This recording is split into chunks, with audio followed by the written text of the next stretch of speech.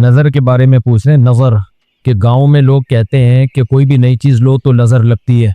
देखो, इसमें नज़र तो बरहक है, लगने का इम्कान होता है, लेकिन हर वो चीज़ जिसका इम्कान हो ज़रूरी नहीं है कि वो लाजमी हो भी जाए। इम्कानात की दुनिया तो बहुत बड़ी है ना, इसमें इफरात और तफरीत है। कुछ लोग तो ऐसे हैं जो नज़र के वजूद ही को नहीं मानते, वो कहते हैं नज़र सिरे से लगती ही नहीं है। और कुछ लोग कहते हैं ऐसे हैं कि इसमें बहुत मुबालगा करते हैं, उनको हर वक्त लग रही होती है उनके राय के मुताबिक कि उसको लग गई, उसको लग गई, उसको लग गई, यही चलता रहता है प्रोग्राम। तो ना इसमें वहमी बनने की ज़रूरत है और ना नज़र का इनकार करना जायज़ है हमारे लिए। जो लोग नज़र का इनकार करते हैं ना, वो हैं सेकुलर लोग, लिबरल लोग, जो शरीयत को नहीं मानते। वो कहते हैं इसकी क्या दलील है। भाई, हमारे पास दलाइल, मुशाहिदा भी दलील होती है, लेकिन वही खुद दलील है हमारी नज़र में। वही जब नबी सल्लल्लाहु अलैहि वसल्लम ने बता दिया कि अल-आइनु हक़्क़ुन, नज़र बरहक है, तो हमारे लिए ये भी एक दलील है। अब कोई रसूल को मानता ही ना हो, अल्लाह को मानता ही ना हो, तो वो ना माने, वो उसका हेडेक है। हम कोई साइंसदानों को मजबूर थोड़ी कर रहे हैं कि आप नज़र को मानो। साइंसदान जन्नत मानते हैं कि जन्नत है? जवाब देना। साइंसदान मानते हैं मौत के बाद दोबारा जिंदगी है? ये साइंस का टॉपिक ही नहीं है भाई, और साइंस यहाँ तक पहुंची नहीं है। तो नज़र तो बरहक है।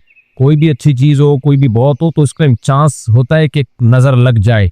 नबी सल्लल्लाहु अलैहि वसल्लम ने फरमाया, अगर कोई चीज़ तकदीर पर गालिब आ सकती तो वो नज़र होती, और नज़र ऊंट को हांडी तक पहुंचा देती है।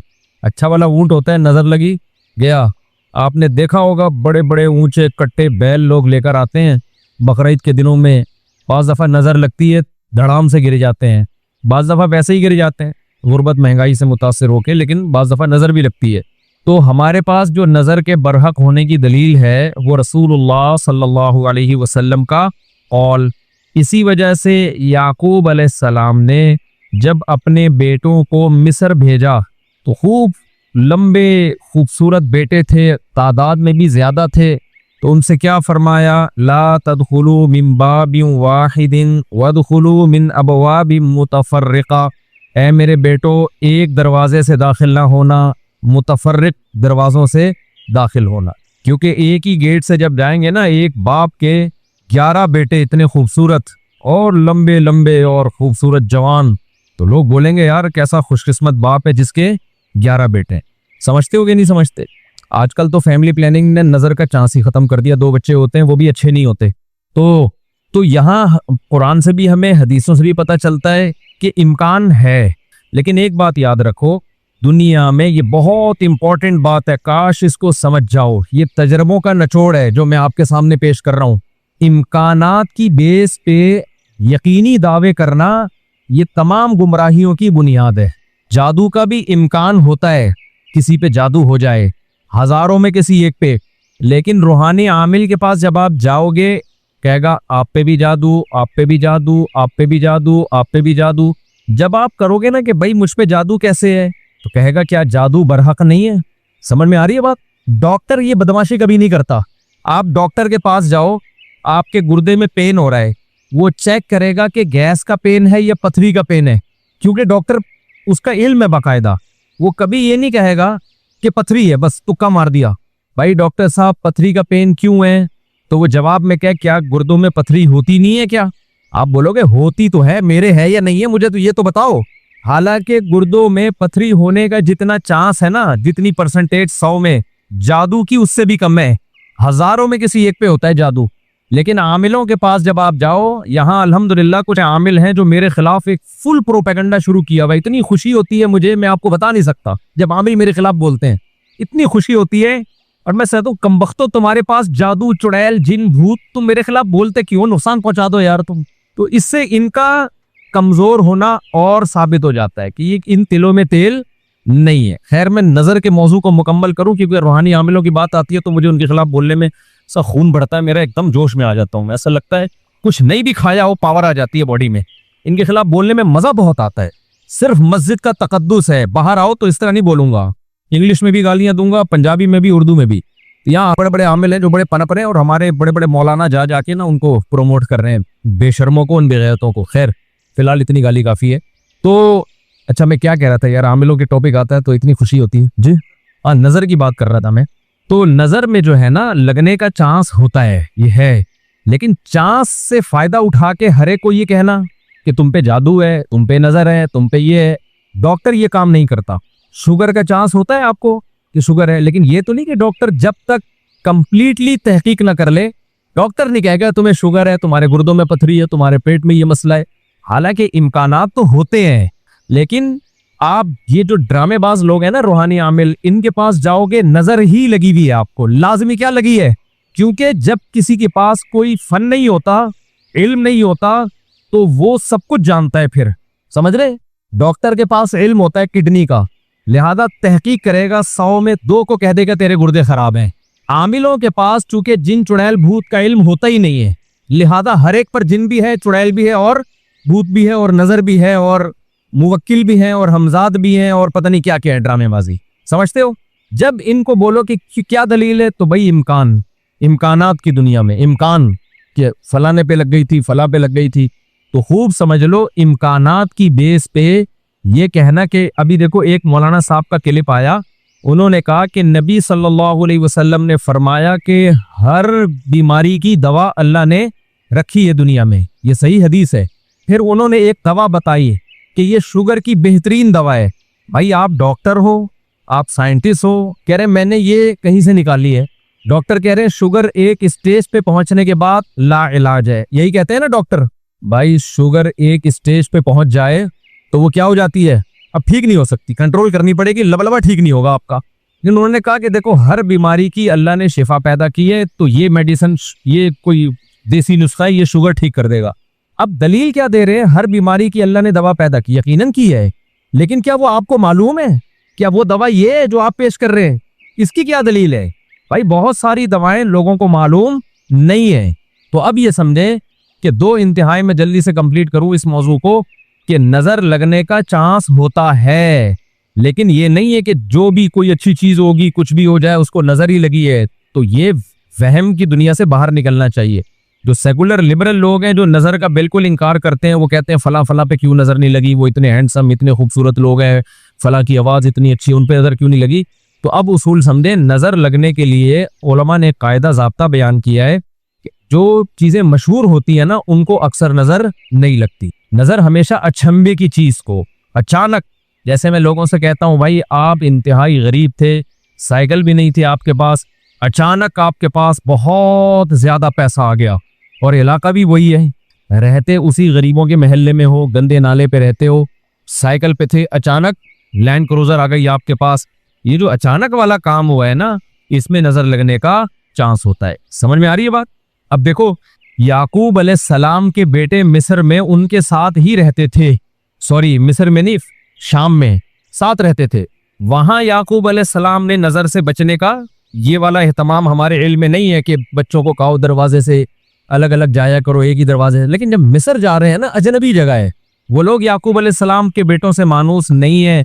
वहां याकूब अलैहिस्सलाम ने कहा नई जगह पे जा रहे हो, अचानक इतने बेटे जब लोग देखेंगे ना खूबसूरत, वहां चांस है। तो इससे पता चलता है कि अपनी नेमत को आहिस्ता आहिस्ता एक्सपोज करना चाहिए। समझते हो कि नहीं समझते? आहिस्ता आहिस्ता क्या करना चाहिए? पहले पहली और फिर दूसरी, अस्तगफिरुल्लाह, यानी आहिस्ता आहिस्ता। एक कमारा आदमी जिसको कोई रिश्ता नहीं दे रहा, अचानक 4 बीवियां लेके घूम रहा है, तो चांस होता है उसके नजर लगने का। इसलिए एकदम से नहीं, थोड़ा थोड़ा आहिस्ता आहिस्ता, पहले पहली होगी, दूसरी में कुछ पिटोगे, थोड़ी बेइज्जती होगी, थोड़ी इज्जत होगी, कुछ लड्डू कुछ गालियां मिलजुल के, फिर तीसरी। तो इस तरह करके चलाना, ठीक है? तो अचानक कोई नेमत आती है तो उस पर नजर लगने का चांस होता है। दूसरी बात यह है कि नजर से बचने के लिए जो नबी सल्लल्लाहु अलैहि वसल्लम ने दुआएं बताई हैं, उन दुआओं का एहतमाम करना चाहिए। अऊज़ु बिकलिमातिल्लाहि ताम्मा मिन कुल्ली शैतानि व हाम्मा व मिन कुल्ली ऐनिल लाम्मा, ये दुआ पढ़नी चाहिए। और अपनी नेमत का इजहार उन लोगों के सामने करना चाहिए जो आपसे मोहब्बत करते हैं, वो खुश होंगे।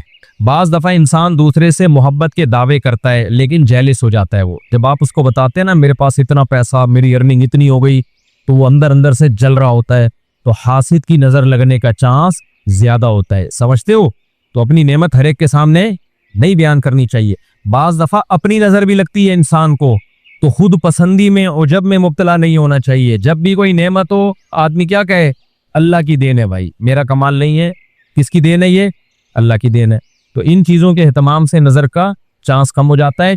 बाकी आमिलों के पास ना नज़र का कोई इलाज है सिवाय मिसमेरिज्म के। दिमाग को कंट्रोल करके कुछ उल्टी सीधी चीज़ें आपकी खोपड़ी में डाल देते हैं, तो उससे आप समझते हो कि मैं ठीक हो रहा हूँ। ठीक नहीं होते, आप मेंटली थोड़ा सा क्या हो जाते हो, मुतमईन हो जाते हो, और इनका अपना दिमाग भी खराब होता है, आपका भी दिमाग खराब करते हैं। समझते हो? अच्छा, मैं जब आमिलों के खिलाफ बोलता हूँ, लोग कहते हैं ये 2 नंबर आमिलों के खिलाफ है। बिल्कुल गलत बात। मैं 1 नंबर आमिलों के खिलाफ हूँ, ये जहन में रखो। 2 नंबर को तो मैं लिफ्ट ही नहीं कराता। मैं उन आमिलों के खिलाफ हूँ जिनको उलमा बुजुर्गान दीन समझते हैं कि बहुत बड़ी पहुंची हुई चीज है ये। मैं उनको 2 नंबर समझता हूँ। ये कख भी नहीं कर सकते, समझते हो?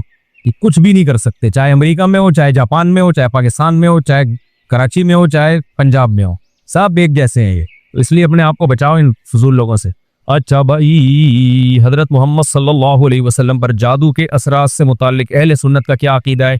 नबी पर जादू हुआ था, बुखारी मुस्लिम से साबित है। लेकिन हुआ क्यों था?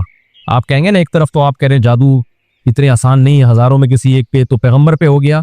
देखो, कुछ चीजें नबी सल्लल्लाहु अलैहि वसल्लम के साथ ऐसी हुई हैं जिनमें कोई हिकमत थी।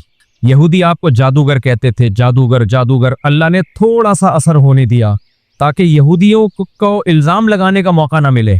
जादूगरों पे जादू का असर नहीं होता, तो थोड़ा सा असर अल्लाह ने होने दे दिया। इतना असर कि आप कभी कभार भूलने लगे कुछ चीजें, कुछ काम किया होता आपको याद ना होता। इससे ज्यादा असर नहीं हुआ आपके ऊपर। और ये असर इसलिए अल्लाह ने डाला ताकि लोगों को यकीन आ जाए आप बशरियत में कामिल हैं और आप जादूगर नहीं हैं। असल मकसद ये इल्जाम की नफी थी। अगर ये इतना आसान होता तो अबू बकर पे क्यों नहीं हो गया मेरे भाई? हजरत उमर पे क्यों नहीं हो गया? हजरत उस्मान पे क्यों नहीं हो गया? सैयदना अली पे क्यों नहीं हो गया? ये तो एक तमाशा बना लेते लोग। फिरौन के मूसा अलैहिस्सलाम के मुकाबले में जादूगर आए हैं। आप लोग को आवाज सही आ रही है? गूंज तो नहीं रही है बस? मुझे तो गूंज रही है बस। भाई, मूसा अलैहिस्सलाम के मुकाबले में जादूगर आए। कुरान कहता है युखय्यलु इलैहि मिन सिहरिहिम अन्नहा तसआ। जादूगरों ने दिमाग को ऐसा कैप्चर किया है कि देखने में ऐसा लगा कि ये लाठियां नहीं बल्कि सांप हैं। हकीकत में वो लाठियां सांप नहीं बनी थी। दिमाग में कुछ उन्होंने ऐसा किया है ना कि युखय्यलु, ख्याल पैदा हुआ कि ये लाठियां नहीं बल्कि क्या है, सांप। देखो, अंबिया के दिमाग को ऐसे कैप्चर नहीं किया जा सकता, लेकिन अल्लाह ने यहां होने दिया। मूसा अलैहिस्सलाम को भी ऐसा लगा कि ये लाठियां नहीं बल्कि क्या है, सांप है। इसमें हिकमत थी ना, ताकि मुकाबला तो हो। अब सवाल पैदा होता है, जब मूसा अलैहिस्सलाम मुकाबला जीत गए, फिरौन ने धमकी दी जादूगरों के कि तुम्हारे हाथ पांव काट के मैं कत्ल कर दूंगा, तो जादूगर वही रस्सियां दोबारा फिरौन की तरफ फेंक देते कि तू कत्ल करके दिखा हमें। क्या ख्याल है भाई? या फिरौन पे जादू कर देते। हुआ जादू फिरौन पे? बोलते क्यों नहीं, मुझे तो लग रहा है आप लोग पे हो गया। नहीं हुआ ना फिरौन पे जादू। भाई, जादूगर हजारों जादूगर थे, सैकड़ों तो थे ही। उन्होंने सोचा कि यार तू हमें धमकी दे रहा है, अंतर मंतर कली कलंतर हो जा, मंतर छू। यूं करते फिरौन टेढ़ा हो जाता। फिरौन की सास को कुछ चीजें सिखा देते। क्या ख्याल है? जिठानी फिरौन की जोजा जो थी हजरत आसिया रजी अल्लाह अन्हा, उनको कह देते कि तुम अपनी सास से कुछ करवा दो, या जिठानी से, वगैरह वगैरह जो भी है। तो ऐसा नहीं होता भाई। फिरौन ने धमकी दी और हाथ पांव काट के उन सबको शहीद कर दिया, कुछ भी नहीं हो सका। तो ऐसा नहीं होता। जादूगरों को एक माहौल चाहिए, उसी में वो सब कुछ करते हैं। तो ये हमसे ज्यादा कमजोर होते हैं, इनसे डरने की बिल्कुल जरूरत नहीं है। दुनिया में सबसे कम अगर डरो ना, तो आमिलों से और जादूगरों से सबसे कम डरा करो। जैसे कि पुलिस वाले, इनसे बिल्कुल भी नहीं डरते। अक्सर आपने देखा होगा, रेड पड़ती है ना पुलिस वालों की आमिलों के पास, तो पुलिस वाले जाते हैं, पुलिस में जो गुटखा खाने वाला है ना, वो उठा के ले आता है आमिल को, थाने में बंद कर देता है। आमिल उसका कुछ भी नहीं बिगाड़ सकता। सोचो, जो आमिल एक गुटखा खाने वाले पुलिस वाले के सामने कुछ नहीं कर सकता, वो उस आमिल की पूरी टीम को उठा के लॉकअप कर देते हैं ये लोग। वो संगदिल महबूब तुम्हारे कदमों में कहां से ला सकता है? वो संगदिल महबूब तुम्हारे कदमों में कहां से ला सकता? तो ये दुनिया के सबसे कमजोर, सबसे ज़ईफ कौम रूहानी आमिल होते हैं, लेकिन दिमाग का खेल है सारा।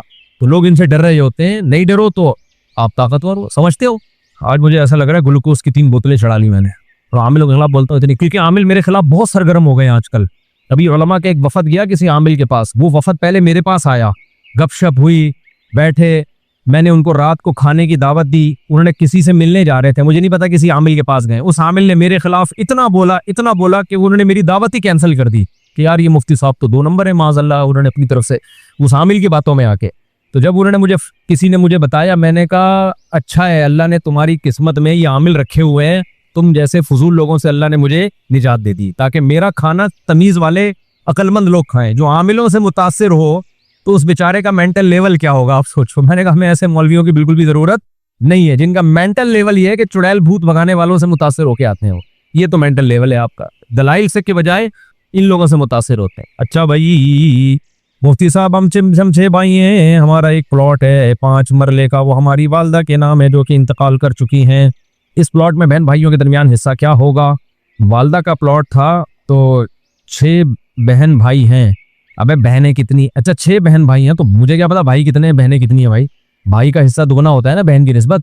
तो पहले ये बताओगे तो कितने भाई कितनी बहनें, तो मैं बता सकता हूँ। दूसरा, वालदा का इंतकाल हो गया, तो अगर वालिद का पहले इंतकाल हुआ था तो वालिद का हिस्सा नहीं है उसमें। और फिर वालदा के वालदैन हयात हैं या नहीं है, ये सारी डिटेल पता चलेगी तो बता सकता हूँ। तो उस्ताद जी, अगर बंदे को पता हो कि मैं अपने बच्चे को छोटे बच्चे को किसी खातून का दूध पिला रहा हूँ, तो क्या सूरत में मार्केट से खरीद के पिलाना जायज़ है? भाई इसको प्रोमोट ही नहीं करना चाहिए मार्केट से दूध खरीदने को। इसमें किस कदर शक पैदा हो जाएगा, हमें क्या पता कि डब्बे में किसका दूध है। ये बहुत बड़े मसाइल हैं इसके, इस चीज़ को प्रोमोट ना करें। ये इंसान है, कोई ये गाय भैंसे नहीं है कि उनका दूध इस तरह से डब्बों में बिकना शुरू हो जाए। और कुछ चीज़ें हमारे यहाँ पहले से फ़र्ज़ कर ली जाती हैं। अब ये फ़र्ज़ कर लिया गया कि बच्चे इतने पैदा हो रहे हैं, खुराक के ज़ख़ीरे ख़त्म हो रहे हैं, तो इसलिए पैकिंग का दूध हमें चाहिए। माओ की पैकिंग का दूध, माओ के ये दूध की पैकिंग, सॉरी ऐसा नहीं, माँ पैक करके उसका दूध, माँ के दूध की पैकिंग। तो कुछ चीज़ें फ़र्ज़ कर ली गई हैं, तो वो खामखा में फ़र्ज़ कर ली गई हैं। तो गैर मुस्लिम का तो कोई अखलाकी उसूल और आदाब है ही नहीं, वो तो जब चाहेगा जो चाहे कर लेगा। इसकी मैं आपको एक आसान मिसाल दूं। कराची में समंदर में इतनी फ़िश पैदा होती है कि हम जब भी फिशरी गए हैं या मछली खाने का हमने इरादा किया है, इंतहाई सस्ते दामों बहुत बड़ी बड़ी मछली की लॉट हम उठा के ले आते हैं। ऐसा है कि नहीं है? लेकिन जो कारोबारी लोग हैं ना, सरमायादार लोग, उन्होंने कहा आपका प्रॉफिट और ज्यादा होना चाहिए, तो मछलियों की फार्मिंग शुरू कर दी उन्होंने। हमारे सामने ये काम हुआ है। मछलियों का कहत कभी भी नहीं पड़ा कराची में, मछली और बहुत सस्ते रेट पे। लेकिन ताजिर ने क्या किया कि और कम खर्चे में ज्यादा प्रोडक्ट कैसे, तो फिशिंग की फार्मिंग शुरू हो गई। ऐसा होता है कि नहीं होता? अब जब फार्मिंग हो रही है तो अब लोग आहिस्ता आहिस्ता किस पे आ रहे हैं? फार्मिंग पर। वो जो मछेरा जाता था समंदर में इतना लंबा चौड़ा चक्कर लगा के, उसने कहा अबे इधर से खरीद के इधर बेचो, बहुत सस्ते में ठीक ठाक प्रॉफिट है। अब जब आहिस्ता आहिस्ता ताजिर लोग इस फार्मी मछली पे आ जाएंगे तो समंदर में मछली निकालना कम, फिर लोगों के जहन पे एक भूत सवार हो जाएगा, एक प्रोपेगेंडा होगा कि यार आबादी असल में इतनी बढ़ गई है कि अब समंदर की मच्छी हमारे लिए काफी नहीं है।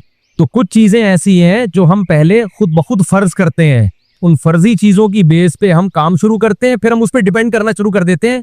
फिर हम कहते हैं यार अगर ये फार्मी मछली बंद हो जाए तो इतनी आबादी को कौन मछली खिलाएगा, हालांकि अब तक समंदर खिला रहा था। सही है ना? तो ये सरमायादार की हवस होती है। तो इसी तरह अब तक जितने बच्चे पैदा हो रहे हैं वाफर मिकदार में माओ का दूध उनको मिल रहा है, जिनको माँ का नहीं मिलता बाजार में डब्बे का मिल जाता है। ऐसा कोई हमारे मुल्क में कहत नहीं पड़ा है। लेकिन एक चीज को फर्जी तौर पे करके वो डब्बों का माओ का दूध भी जो है ना वो पैक होना चाहिए, ये होना, तो आहिस्ता आहिस्ता लोग उस पर डिपेंड करना शुरू कर देंगे।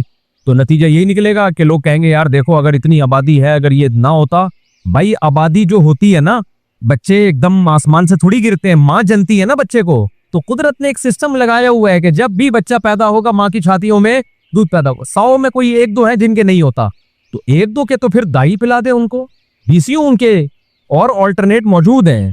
तो गैर मुस्लिमों के लिए नस्ब की हिफाजत की कोई वैल्यू नहीं है हमारी नजर में। भाई नस्ब या रिश्ता, खूनी रिश्ता, इसकी हिफाजत बहुत जरूरी है। इसलिए इस चीज को हम इसकी हौसला शिकनी करते हैं, इसकी हौसला अफजाई ठीक नहीं है। अगर किसी मस्जिद में 5 वक्त की नमाज जमात के साथ नहीं होती तो ऐसी मस्जिद में जुम्मे की नमाज होती है। लेकिन जुम्मे की नमाज के लिए ये जरूरी है कि शहर हो, शहरों में नमाज होती है जुम्मे की, गाँव में नहीं होती। बाकी मस्जिद जरूरी नहीं है उसके लिए, बेशक 5 वक्त की नमाजें ना होती हो तो भी जुम्मे की नमाज हो सकती है। अकीका बकरी के अलावा बड़े जानवर में कुर्बानी पर कुर्बानी की अकीका कर सकते हैं। बकरीद के जानवर में आप कुर्बानी के हिस्से के साथ साथ अकीके का हिस्सा भी डाल सकते हैं।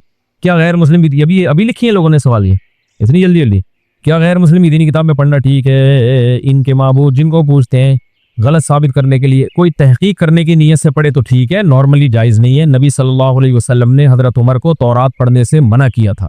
तो अगर किसी ने तहकीक करनी हो, जैसे डॉक्टर जाकिर नाइक या इस टाइप के जो भी लोग हैं, तो उनके लिए तो सिर्फ ठीक नहीं है बल्कि ज़रूरी है। अच्छा भाई, एक आदमी ने कसम खाई, अगर मैंने इस गाड़ी को स्टार्ट किया तो मैं नबी का उम्मती नहीं हूं। फिर इसने गाड़ी स्टार्ट करके चला दी तो कसम का कफारा देना पड़ेगा उसको। और ये ऐसी फजूल कस्में नहीं उठाया करे। अपना कोई पोशीदा गुनाह किसी शेख पर जाहिर करे या अल्लाह ताला से माफ़ी मांगे। अगर एक दफ़ा गुनाह हुआ है तो शेख को ना बताए, छुप के अल्लाह से तौबा करके उसको भूल जाए बस। दोबारा हो गया तो भी शेख को ना बताए। तीसरी दफ़ा हो गया इसका मतलब अब लत पड़ गई है। अब उसको चाहिए कि शेख को बताए, भाई मुझसे बार बार एक गुनाह हो रहा है, क्योंकि बहुत ज़्यादा फिर होने के बाद लत पड़ जाती है, फिर छूटता नहीं है। क़ारी अब्दुल क़य्यूम क़ासिमी मेरठ से तशरीफ़ लाए हैं। मुलाकात मुमकिन है इंडिया से तशरीफ़ लाए हैं इंशाअल्लाह। सल्लु अलल हबीब। निकाह के बाद और रुखसती से पहले बीवी से बात करना शरीक के जायज़ के बाद में तजर्बात क्या हो सकते हैं? जिन लोगों ने, अच्छा, निकाह के बाद, रुखसती से पहले या निकाह से पहले, जब भी आप रुखसती से पहले किसी से फ्री हो गए तो समझो रुखसती के बाद 99% चांस है इस रिश्ते का बेड़ा गर्क होगा। नहीं है बात समझ में? किसी से मंगनी हो गई या निकाह हो गया, फ्री मत हो। ये बुजुर्गों के तजर्बे हैं। वैसे बुजुर्ग ये काम करते नहीं है, लेकिन एक तजर्बे उनके बहरहाल लोगों को देख देख के बहुत है कि किसी भी लड़की से आप रुखसती से पहले फ्री हो गए या निकाह से पहले फ्री हो गए, जितना फ्री होंगे शादी के बाद उतना नहीं फ्री होंगे।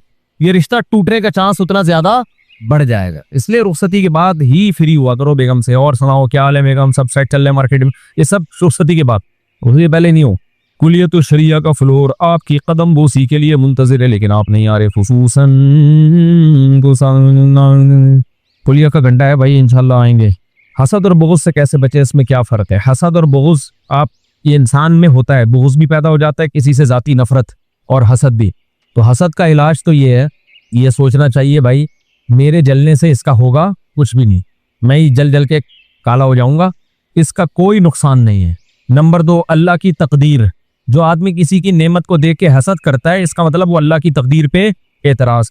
यहूदी जो नबी पर ईमान नहीं लाते थे हसद और जेलिसी की वजह से कि कुरैशियों में, अरबियों में नबी क्यों आ गया, नबी तो हमारी नस्लों में आया करते थे, हम इनको क्यों माने? तो अल्लाह ने क्या फरमाया, अहुम यक़सिमून रहमत रब्बिक, भाई ये मैं फैसला करूंगा किसको नबूवत मिलनी है किसको नहीं मिलनी। फिर अल्लाह ने मिसाल दी दौलत की कि दौलत तुम्हारी मर्जी पे मैं लोगों को नहीं देता। तुम समझते हो कि इसके पास दौलत नहीं होनी चाहिए, मैं दे देता हूँ बहुत ज्यादा। तुम कहते हो फलां के पास होनी चाहिए, उसके पास खाने को रोटी भी नहीं होती। तो जब दौलत जो कम दर्जे की चीज है वो मेरी मर्जी पे मिलती है, तो नबूवत तो बहुत आला चीज है, वो तुम्हारे मशवरे पे थोड़ी किसी को मिलेगी।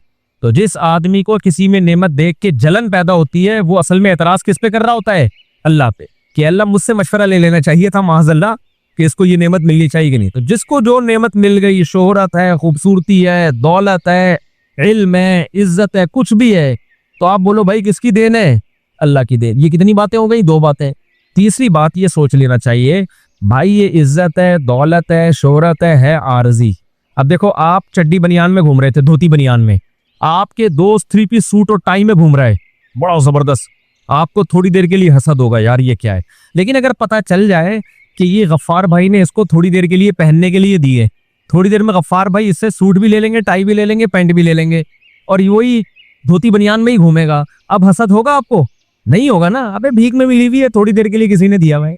तो ये सोचा करो, गरीब आदमी को चाहिए ये सोचा करे जिसके पास दौलत है, अबे थोड़े दिन की कहानी है, ये भी फट्टे पे लेटा हुआ होगा, हम भी फट्टे पे लेटे हुए होंगे, ये भी कब्र के अंदर होगा, हम भी कब्र के अंदर। जितने कीड़े हमारी लाश पे, इस पे कम वक्त पे उससे ज्यादा ही कीड़े होंगे, कम नहीं होंगे, क्योंकि ज्यादा खाया है इसने। दौलतमंद आदमी जो फोड़ता फाड़ता है ना पीजे वीजे बहुत, तो उसमें कीड़े जल्दी भी आते हैं और ज्यादा भी, कीड़े ज्यादा इंजॉय करते हैं पीजे वाले की लाश को। गरीब के पास पीजे के पैसे नहीं होते। तो इसलिए ये सोच के सबर किया करो भाई कहाँ पहुंच जाए, जितनी इज्जत की बुलंदियों पर, शोहरत की बुलंदियों पर, दौलत की बुलंदी पर, लेटना फट्टे पे ही है, गुसल के, जहाँ गुसल दिया जाएगा, और फिर कब्रिस्तान के अंदर। तो थोड़े दिन की नेमतें किसी को मिल गई, उस पर जेलसी, ये क्यों, तो अपनी बेवकूफ़ी की बात समझते। और एक और इलाज इसका ये है कि जिससे हसद होना उसके लिए दुआ किया करो, ऐ अल्लाह इसको और दे। तकलीफ तो बहुत होगी ये दुआ मांगते हुए, बहुत गुस्सा आएगा कि यार मैं पहले ये कह रहा हूँ इसको इतनी बड़ी गाड़ी मिल गई, मेरे पास रक्षा है, रेडी है, ये मेरा दोस्त था और आज गाड़ियों में घूम रहा है। तो दुआ किया करो, ऐ अल्लाह इसको इस जैसी एक और गाड़ी और दे। जब किसी की तीसरी शादी का सुनो, ऐ अल्लाह चौथी भी करा दे, क्योंकि बहुत लोग इससे भी तपरे होते हैं कि हमारी एक नहीं हो रही, यहाँ लोग करते चले जा रहे हैं। ठीक है, तो जिसके लिए दिल में हसद के जज्बात हो उसके लिए दुआ करनी चाहिए, ए अल्लाह इसको और दे। तो थोड़ी दिल में तकलीफ तो होगी, दिल तो चाह रहा होगा अल्लाह तबाह कर दे, इसको बेड़ा ही गर्क कर दे, लेकिन आपने क्या करना है, दुआ, ए अल्लाह इसको और दे। इस दुआ से क्या होगा, दिल ठीक होना शुरू हो जाएगा। कहते हैं कि आईना बनता है रगड़े लाख जब खाता है दिल, कुछ ना पूछो दिल बड़ी मुश्किल से बन पाता। दिल पे जब रगड़े लगते हैं तो चमकता है, तो रगड़े लगे। और एक और काम किया करो, उसकी तारीफें करना शुरू कर दो। हालांकि दिल चाह रहा होता है उसकी बुराई, लेकिन लोगों के सामने तारीफें। अब आप जब जवानी की दहलीज पे कदम रखोगे, माँ बाप बुढ़ापे की तरफ जाना। अब्बा रिटायर हो गए, अब्बा की छोटी मोटी पेंशन आ रही है, अम्मा भी क्या हो गई, बूढ़ी हो गई। अब आपको अब्बा अम्मा खलने लगे, ये खांसते क्यों हैं, ये अम्मा हर वक्त चीखती चिल्लाती क्यों हैं। अंग्रेज ने इसका बेहतरीन हल सोचा, उठा के ईदी सेंटर में जमा करा दो। क्योंकि वो कहता है तरक्की, एक्चुअली लाइफ को क्या करो, एंजॉय करो। गोरा यही कहता है, तमीज से मिलो हर एक से। गोरे के अखलाक बहुत अच्छे होते हैं, वाकई अच्छे होते हैं। अब जब भी पाकिस्तान हो, कोई ना कोई भड्डा नजर आ रहा होता है हमें, बहुत अच्छे अखलाक होते हैं, लेकिन अब्बा अम्मा के लिए बोलो नहीं होते। अल्लाह कह रहा है ना ना ना, कस्टमर की तो कहीं अल्लाह बात ही नहीं कर रहा पूरे रुकू में, कस्टमर से अच्छे अखलाक से बात करो। अल्लाह का होता है तो इनका बाप भी करेगा, वहां उनका बिजनेस है। असल तो जो है वो कौन है, अब्बा अम्मा को। तो गोरे ने बोला साइंसी तरक्की, हमने तरक्की करनी है, लाइफ को एंजॉय करना है। अब्बा खांस रहे हैं, उठा के कहाँ ले जाओ, ओल्ड हाउस में केयर होगी, वहां गवर्नमेंट ने मुलाजिम रखा हुआ है। गवर्नमेंट कहेगी आप नहीं इन पे खर्च करोगे, बल्कि हम आपकी 40% सैलरी काटेंगे और कौम के बूढ़ों को खिलाएंगे। बुढ़ा कहता है माशाल्लाह गवर्नमेंट हमारी कितनी अच्छी, और पाकिस्तान में गवर्नमेंट बूढ़ों को नहीं खिलाती। भाई पाकिस्तान में औलाद बूढ़ों को खिलाती है, गवर्नमेंट इसलिए नहीं खिलाती। गवर्नमेंट तो वैसे भी किसी को नहीं खिलाती, गवर्नमेंट का काम तो खाना है, खिलाना थोड़ी है। क्या ख्याल है भाई, ज्यादा हो गया, चलो आगे। अच्छे भी लोग भी हैं, बहरहाल अच्छे लोग भी हैं अल्हम्दुलिल्लाह। गवर्नमेंट में कुछ लोग खिलाने वाले भी हैं, ये मैं मक्खन लगाने के लिए नहीं कह रहा, क्योंकि जब मैं ट्रेवलिंग की है ना तो कुछ खानदानी लोग भी हमें मिले हैं, और हर जमात में है। तो खानदानी लोग हर जगह मार्केट में है जरा थोड़े, तो इसलिए बदना जाहिर है जो अक्सरियत सामने आती तो मार्केट में नजर तो ही आता है ना, लेकिन कुछ अच्छे लोग भी हैं अल्हम्दुलिल्लाह। तो बहरहाल अल्लाह मियां ने कहा कि सबसे ज्यादा हक किसका है, माँ बाप का। उनके साथ अच्छा सलूक करना है। अच्छा सलूक कैसा, कि जब बूढ़े हो जाएं, अब तुम्हारे किसी काम के नहीं है, तो अब असल में तो खिदमत शुरू हुई है। अब क्या है, हक हुकूक तो अब शुरू हो रहे हैं। तो पहला हक अपनी जबान पे कंट्रोल। ईदी सेंटर जमा कराना, तो ये तो आपसे कोई मिले कि मैंने अपने अब्बा को जमा करा दी ईदी सेंटर, बताओ आपकी नजर में उसकी कोई इज्जत रहेगी, नहीं रहनी चाहिए। पे तू अपने बाप को जमा करा के आ गया यार, गोदों में पालता बुढ़ापे में उसको। यार वो तंग बहुत करते हैं अब्बा, अब्बा ये करते हैं। भाई जो भी हैं, हक कब शुरू हो रहा है, अम्मा और अब्बा का बुढ़ापे में शुरू हो रहा है। फला फला तकुल लहुमा उफ़िन, अल्लाह कहते हैं अब उनके सामने उफ नहीं करना। वला तनहरहुमा, इन दोनों को झिड़कना नहीं है। झिड़कना समझते हैं, जैसे बॉस अपने मुलाजिमीन को झिड़कता है, चलो यहां से जाओ, यहां से दिमाग खाया हुआ है। भिखारियों को छिड़का जाता है, बस कर यार। ये जो स्टाइल है ना फिरौन वाला बात करने का, ये स्टाइल माँ बाप के सामने बोलो नहीं चलेगा। चुप हो जाओ, खामोश हो जाओ, आप कौन होते हो एतराज करने वाले। ये डायलॉग आजकल औलाद के चल रहे हैं, किसके लिए, माँ बाप के। आप कौन होते हो मुझे रोकने वाले, आपको किसने ये राइट दिया। ये स्कूलों से सीख रहे हैं, एजुकेशन बहुत आ रही है तमीज मार्केट से शॉर्ट। ये एजुकेशन तुम्हें जहन्नम के अजाब में लेके जाएगी। इससे वो जाहिल अच्छा है, रक्षा चलाता है, टमाटर बेचता है, लेकिन अपने बाप और माँ से तमीज से बात करता है। अल्लाह की नजर में वो ज्यादा पढ़ा लिखा है। तो वला तकुल लहुमा उफ़िन वला तनहरहुमा वकुल लहुमा कौलन करीमा। आगे अल्लाह ने फरमाया कि सिर्फ इतना नहीं है कि बेइज्जती नहीं करनी, झिड़कना नहीं है और उफ नहीं कहना। तो इंसान कहता है चलो बदतमीजी से पेश नहीं आना, नॉर्मल रहना है। ना ना ना ना, नॉर्मल भी नहीं, कुल लहुमा कौलन करीमा, ऐसी बात करनी है जिससे इज्जत झलक रही हो। ऐसे लग रहा हो जैसे कोई मुलाजिम अपने ऑफिसर से बात कर रहा है। करीम कहते हैं इज्जत, इज्जतदार को। कौल करीम होना चाहिए जिससे रिस्पेक्ट क्या हो, नजर आ रही हो, लोगों को पता चले ये औलाद है और ये क्या है, बाप है। आज जो लिबरल तबका जब आता है ना हमसे मिलने के लिए अपने बच्चों की प्रॉब्लम्स को लेके, तो मैं यकीन से बताऊं मुझे बच्चा बाप लग रहा होता है और बाप बच्चा। बाप बच्चे के सामने बड़ी तमीज से, कि बच्चे को ऐसा ना माइंड कर जाए, बच्चा ऐसे आराम आराम से बात कर रहा होगा। एक्चुअली मुफ्ती साहब मेरे ये बेटे हैं, हालांकि एक ही है, लेकिन उसको इज्जत में है कह रहा होता है। वैसे होते भी एक ही आमतौर पर लिबरल लोगों के यहाँ, ये मेरे बेटे हैं, एक्चुअली थोड़ा सा नहीं यूं बेटा अब्बा ऐसा चीखना शुरू कर देगा, अब्बा बेटा वो असल में देखिए, मैं आपको समझाना चाह रहा था ना, मैं मुफ्ती साहब है, थोड़ा सा एहतियात से बात करते हैं। नहीं आप मुफ्ती साहब ये देखो ना यार, ये अब्बा बातें कैसी कर रहा है। तो मुझे 2-3 दफा इरादा हुआ मैं अब्बा की जगह इसको बिठा दूं और इसकी जगह किसको बिठा दूं, अब्बा को, और मैं बोलूं भाई आज से अब्बा तू है, ये कौन है, स्टाइल से तो लग रहा है बाप तू है। तो ये तरबियत ये हो रही है मार्केट में, ये हो रही है तरबियत। तो अपने स्टाइल से ये साबित करना पड़ेगा कि अब्बा जो है वो अब्बा है, अम्मा जो है वो क्या है। बेटियां अम्मा के साथ बड़ी बदतमीजी करती हैं यार, आप कौन होती हो मुझे रोकने वाली, आप कौन होती हो, आप चुप हो जाओ, मैं क्यों चुप हूं। यार ये स्टाइल है भाई, हम तो अपने बचपन में तसव्वुर नहीं कर सकते थे कि आप कौन होती हो मुझे रोकने वाली। माँ जब कह रही है चुप हो जाओ तो आप चुप हो जाओ, मैं क्यों चुप हूं। खुदा की कसम हम अपने बचपन में ये तसव्वुर नहीं कर सकते थे कि कोई औलाद अपनी माँ, कोई बेटी अपनी माँ को ये अल्फाज कह सकती है। बड़े बदतमीजी वाले अल्फाज हैं ये, तो ये बहुत खतरनाक बात है। इसलिए अल्लाह ताला कुरान में फरमाते हैं वकुल लहुमा कौलन करीमा। बात कैसे करनी है, इज्जत के साथ। वख्फिद लहुमा जनाहज़ुल्ली मिनर रहमा, ये तो बात का स्टाइल बता दिया। खड़े होने का स्टाइल कैसा हो, जिल्लत से अपने बाजुओं को झुकाना है। देखने से भी, बात से भी पता चले कि ये छोटा है और वो बड़े हैं, और खड़े होने और के स्टाइल से भी पता चले कि ये छोटा है और वो क्या है, बोलो बड़े हैं। ऐसे सीना तान के उनके सामने खड़ा हुआ है, अब्बा नीचे बैठे हुए, खुद ऊपर चढ़ के बैठा हुआ है, तो ये बड़ी गलत बात है। ऐसे भी हमने देखे हैं, सुना है कि अब्बा बच्चों के जूते पॉलिश कर रहे होते हैं। ये बड़ी गलत बात है यार, बच्चे को तो करने ही नहीं देना चाहिए ये काम, अब्बा क्यों करेगा भाई ये। अच्छा, इसमें माँ बाप भी अपने बच्चों को बिगाड़ रहे होते हैं, इतनी बच्चों की कोई रिस्पेक्ट दे रहे होते हैं ना बचपन में। बच्चों को मारे धाड़े नहीं, बदतमीजी से बात ना करें, लेकिन उनको ये एहसास दिलाएं कि अब्बा मैं हूं, अम्मा ये है, तुम घर के मालिक नहीं हो। खुद ही अपने हाथों बिगाड़ के इतना मुसल्लत कर लेते हैं ना कि फिर सारी जिंदगी उनके गुलाम बने रहते हैं। ये भी बहुत गलत है। उनको ये तरबियत भी किसने देनी है, वालिदैन ने देनी है।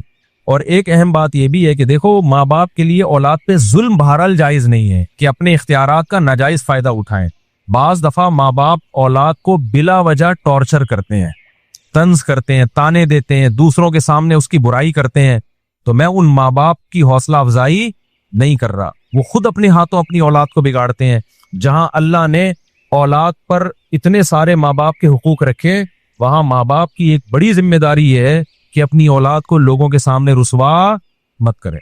ऐसा ना हो दूसरों को बताते पर मेरा बेटा ये करता है, मेरा बेटा ये करता है। तो बेटे के दिल में फिर एक नफरत पैदा होती है कि यार मेरे अब्बा, मुझे बाप तो इज्जत का जरिया बनता है ना। तो कुछ जिम्मेदारियां वालिदैन की भी है। बाज माएं बिला वजह बेटियों को टॉर्चर करती रहती हैं, तंज करती रहती हैं, ताने देती रहती हैं, उससे वो जहनी मरीजा बन जाती हैं। तो माँ को भी चाहिए, देखो एक काम सब लोग घर में कर लेना, इंशाअल्लाह सुकून हो जाएगा। घर में चीखने पर पाबंदी लगा दो, बस कोई भी नहीं चीखेगा, ना अब्बा ना अम्मा ना बच्चे। ऐसा सुकून पैदा हो जाएगा ना कि हटो बच्चों। और इसके लिए लुकमान अलैहिस्सलाम वाला वाकया सुना दो। लुकमान अलैहिस्सलाम ने अपने बच्चे से क्या कहा कि बच्चे जब भी बात करना आराम से। क्यों? सबसे बुरी आवाज किसकी होती है? गधे की। गधे की बात बुरी नहीं होती, स्टाइल क्या होता है? बुरा होता है। तो अगर आपने इतना भी कर लिया ना, घर में चीखने पर पाबंदी, ना बाप चीखे, ना माँ चीखे, ना औलाद चीखे, तो ऐसा लगेगा जैसे आग पे ना ठंडा पानी डाल दिया। और ये शुरू से जब शादी हो ना जिस दिन, उसी दिन से माहौल बनाना पड़ता है। दुल्हन जब आई उसको समझा दो, बेगम कोई भी बात होगी तमीज से। मैं भी जब कोई बात करूंगा तो कैसे करूंगा? तो आप लोग तो अभी से ही मूड नहीं हो रहा आप लोगों का, तो क्या करोगे तमीज से? मुंह से बोल तो दो ना। जो बात होगी कैसे होगी? चीखना चिल्लाना नहीं होगा, बस आधे से ज्यादा काम। क्योंकि बच्चे माँ बाप को चीखता चिल्लाता देखते हैं तो चीखना सीखते हैं। माओ को चीखना चिल्लाना देखते हैं, हाँ माँ बात बात पे कूट रही है, बच्चे को बढ़ गया, चीख रही है, कमबख्त, उल्लू का पट्टा पैदा हो गया, और ये वो ऐसा चीख रहा है, तो फिर बच्चे के अखलाक भी ऐसे ही हो जाते हैं। और अगर आराम से समझाएगी तो बच्चा भी क्या हुआ, बात आराम से करेगा। तो ये बहुत अहम पॉइंट की बात है। घरों में चीखने के माहौल को क्या करो, बोल लो ना, ताकि सबक याद हो जाए। खत्म करो बेटा तमीज से। तो दुल्हन जब आई है उससे तमीज से बात का आगाज करो। उससे बोलो मेरी कल आपसे शादी हुई थी, इस सिलसिले में मैं हाजिर हुआ हूँ। इतनी भी तमीज सही नहीं है। वो एक आदमी बहुत तमीज वाला था ना, जब रुखसती दुल्हन की हुई तो समझ में नहीं आ रहा बात कैसे शुरू करूं। तो वो हर बात में तमीज, कुछ जरूरत से ज्यादा उसने 2 गोलियां खा ली थी वो तमीज वाली जो है ना। तो कह रहा है मेरी कल आपसे शादी हुई थी, इस सिलसिले में मैं हाजिर हुआ। तो इतनी भी तमीज नहीं, लेकिन मैं समझाने के लिए बता रहा हूँ। आप एक वाकया सुना देता हूँ, उससे तमीज समझ में आ जाएगी। वो एक साहब ने बताया कि एक इंग्लैंड में ना या अमेरिका में स्विमिंग पूल में एक अंग्रेज औरत अपने बच्चे को लेकर आई और एक पाकिस्तानी औरत अपने बच्चे को लेकर आई स्विमिंग सिखाने के लिए। दोनों के बच्चे छलांग लगाते हुए डर रहे हैं। तो कह रहे हैं अंग्रेज औरत अपने बच्चे को समझा रही है, बेटा जो भी इंग्लिश में उसको समझा रही थी उसका तर्जुमा कि देखो तुम, मुझे पता है तुम कर सकते हो, तुम स्विमिंग कर सकते हो, तुम वैसे ही डर रहे हो, तुम करो, इससे ये होगा कि तुम्हें देख के दूसरे बच्चे भी हिम्मत करेंगे। बच्चा कह रहे नहीं नहीं, कह रही नहीं मुझे पता है तुम कर लोगे। तुम उसको बड़ी जबरदस्त तरीके से मोटिवेट कर रही है और उधर हमारी मोटिवेट कर रही है कि मेरी बारी कब आएगी।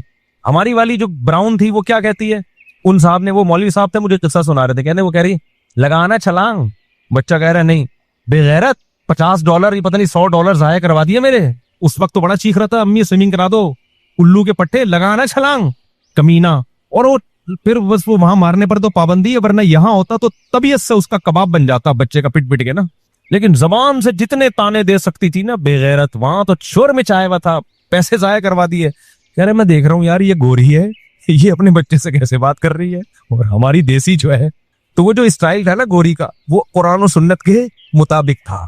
हमारी वाली कुरान और सुन्नत को मानती है लेकिन उसको फॉलो नहीं कर रही। तो अपने नबी को देखो, नबी ने अपने बच्चों के साथ कैसा मामला किया है। हजरत हसन हुसैन आपके कमर मुबारक पे बैठ जाया करते थे। तो बच्चों को बिगाड़ने में माँ बाप का भी दखल होता है। बहरहाल हम बच्चों को यही कहेंगे, तुम्हारे माँ बाप ने तुम्हें संवारा हो या बिगाड़ा हो, लेकिन तुम पर बहरहाल उनका हक है। अब ऐसा ना हो कि आप अब्बा से बोलो अब्बा चूंकि आपने मुझे बदतमीजी सिखाई है मैं बात बदतमीजी से ही करूंगा। आपको तमीज ही से बात करनी पड़ेगी, क्योंकि हम माँ बाप की फर्मा बरदारी और उनके साथ हुस्न सलूक माँ बाप की वजह से नहीं करते। किसका हुक्म समझ के करते हैं? अल्लाह ने हुक्म दिया, अल्लाह पूछेगा हमसे। तो जब अल्लाह का हुक्म है तो अब तो ऑप्शन ही नहीं है ना हमारे पास। अब मैं जल्दी से आगे क्या काम बयान कर देता हूँ। आगे अल्लाह ने फरमाया व आतिदल कुर्बा, आगे अल्लाह ने फरमाया अगर माँ बाप के साथ कभी बदकलामी हो जाए तो फिर तौबा इस्तिगफार का दरवाजा खुला हुआ है, क्योंकि इकट्ठे रहते हैं हमेशा, कभी ऊंच नीच हो जाती है तो मायूस ना होना, तौबा करके अपने अहवाल की इस्लाह कर लेना। आगे अल्लाह ने फरमाया व आतिदल कुर्बा हक्कहू, करीबी रिश्तेदारों को उनका हक दो। ये भी अल्लाह का बहुत अहम हुक्म है, करीब तरीन रिश्तों का हक दूसरों से ज्यादा। 5 मिनट में बस बयान खत्म कर रहा हूं मैंने सोचा कि 1 घंटे से ज्यादा नहीं बढ़ने दूंगा बयान। करीब तरीन रिश्तेदारों को उनका हक दो। आज से अज़म करें, सबसे करीबी भाई बहन होते हैं, फिर वालदा के अब्बा और अम्मा के जो रिश्तेदार हैं, मामू चचा फुप्पो खाला, ये हैं, फिर उनके बच्चे हैं, अपने बहन भाइयों के बच्चे हैं, तो ये सबसे क्या है? करीबी। तो इनको इनका हक दो। क्या मतलब? इनमें कोई गरीब है, मिस्कीन है, तो आपकी जिम्मेदारी है आप तफ्तीश करें कि कौन मुस्तहिक है, उसको मांगने का मौका ना आए, आपने खुद उसके साथ ताउन करना है, पूछना है। आगे अल्लाह फरमाते हैं वल मिस्कीना, गरीबों को उनका हक दो, मुसाफिरों को दो। मुसाफिरों को कैसे चूना लगाया जाता है?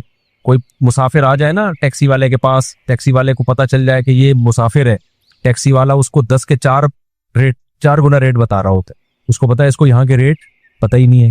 हम बचपन से देख रहे हैं, पहले तो गोरे बहुत आया करते थे, वर्ल्ड ट्रेड सेंटर के बाद आना बंद हो गए, पहले गोरे बहुत आया करते थे। हमें याद है जब अंग्रेज आते थे ना तो वो टैक्सी वाले ना उनको डबल से भी ज्यादा किराया बताते थे। हालांकि कोई भी मुसाफिर है भाई, जब दूसरे तो वो रियायत का मुस्तहिक है।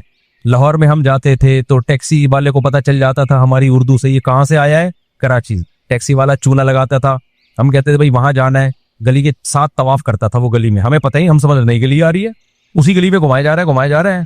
फिर जब 3-4 दफा वही दरख्त आए तो फिर अगली गली, ओ भैया 50 किलोमीटर दूर, हालांकि वो इस खंबे से लेके उस खंबे तक गया है। हम समझ रहे बहुत लंबी ट्रैवलिंग करके हम यहाँ पहुंचे हैं। जब रिश्तेदारों को बताते तो कहते हैं भाई ये तो यहाँ उतरे थे, यहाँ से यहाँ तो 5 मिनट लगते हैं। लाहौर वाले ऐसे होते नहीं है, लेकिन मुझे 2-3 टकरे हैं, होते नहीं है, लेकिन हर जगह, कराची में भी होते हैं, लाहौर में भी होते हैं, हर जगह होते हैं। तो ये आपको जब पता चल गया बंदा कराची का है तो चूना ना लगाओ, बल्कि उसको इज्जत दो। पंजाब वाला जब कराची आए, आपको उसकी लैंग्वेज से पता चल गया ये लाहौर या मुल्तान से आया है, तो बजाय चूना लगाने के आप उसको क्या दो कि यार अपने कराची में आया है, तो हम ऐसा मामला करेंगे कि अच्छा इमेज लेके जाएगा। यार कराची वाले तो क्या होते हैं, बड़े खानदानी, लेकिन पाकिस्तान में हर आदमी के पास चूने के डब्बे हैं, ठीक है ना। वो कहता है यार कोई बंदा मिले टोपियां लेके बैठे हुए हैं, कोई बंदा मिले जिसके सर पे आ जाए उसको पहना दो। तो ये काम मत करो, कुरान मना करता है। आगे अल्लाह फरमाते हैं वला तुबज़िर तबज़ीरा, खर्च करना है, रिश्तेदारों पे भी फेंकना नहीं है। ऐसा ना हो सखावत के जोश में आके यूं उड़ाना शुरू कर दो और फिर कल लोगों से भीख मांग रहे हो। ये किस सिलसिले में आए जी, वो मैं बयान सुन के सखावत इतनी कर दी थी कि आज मेरे पास गैस बिजली के बिल के पैसे नहीं है। किया करो, ये शैतान का काम है।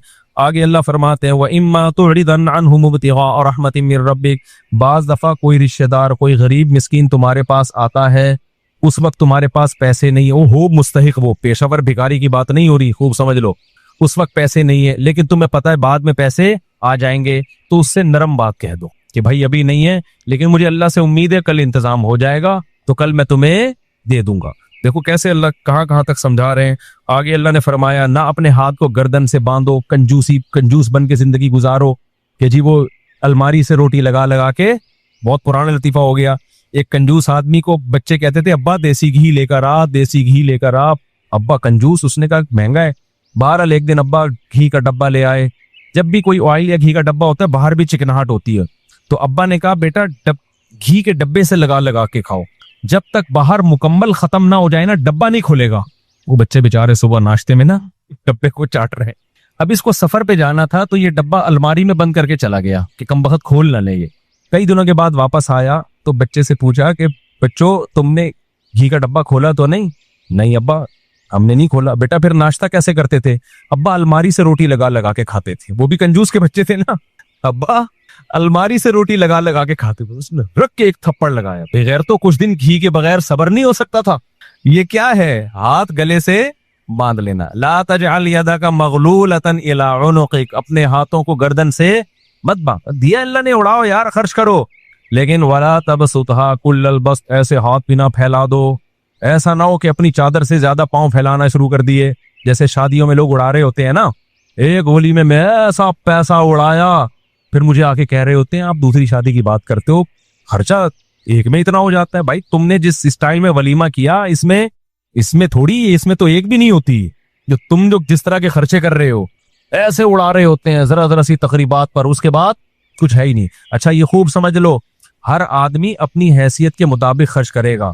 बाज दफा लोग कह रहे होते हैं वो फला मालदार ने डिफेंस में इतने बड़े होटल में वलीमा किया है और इतना लग्जरी खाना, ये तो इसराफ है। भाई उसकी करोड़ों की आमदन है, उसके लिए ये दाल चावल है, ठीक है ना।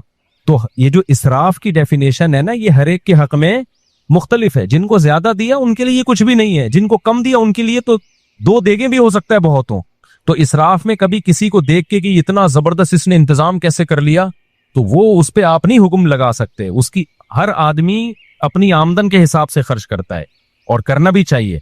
एक करोड़पति आदमी अगर दाल चावल खिलाएगा तो ये कंजूसी है, और एक गरीब आदमी जिसके पास दाल चावल के पैसे भी नहीं है, वो दाल चावल भी खिलाएगा तो ये क्या है? इसराफ है। तो इसराफ